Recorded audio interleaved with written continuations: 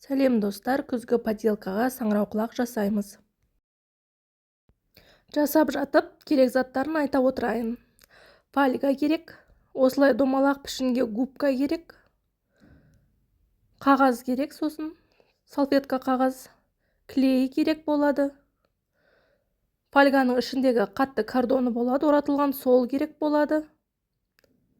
Содан кейін бізге краска керек болады, кисточкасымен.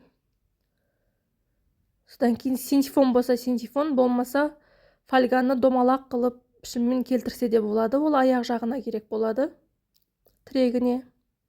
Осылай домалақ қылып келтіріп аласыздар.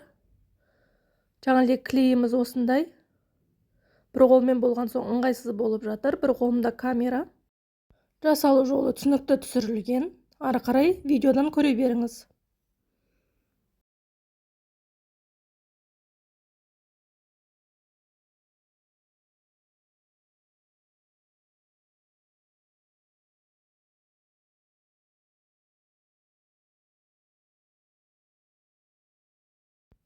Осы жерде салфеткамызды 2-3 қабат қылып істесек болады, өйткені фольгамыз көрінбеу керек.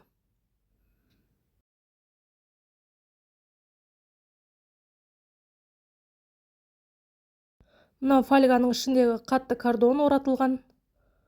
Соны да пайдаланамыз. Осылай мен синтифонның пішінге келу үшін осылай синтифонды салдым. Фольганың өзі көп болса, сіздерде фольганың өзін жасай берсеңіздер болады, қолдансаңыздар. Осылай сол қиықтарын тығып тастаймыз ішіне қарай. Сосын бұның да сыртын 2-3 қабаттап қағаз сүлгімен клей жағып орап аламыз.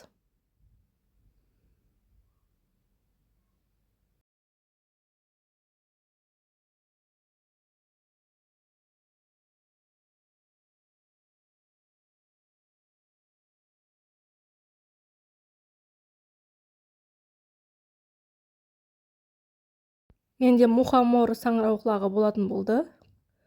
Қызыл мен ақты пайдаланамын.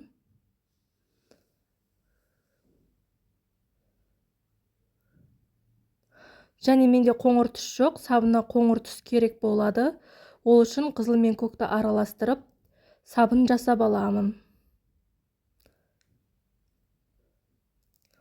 Неки, сосын екеуін қосып клейлеп аламын.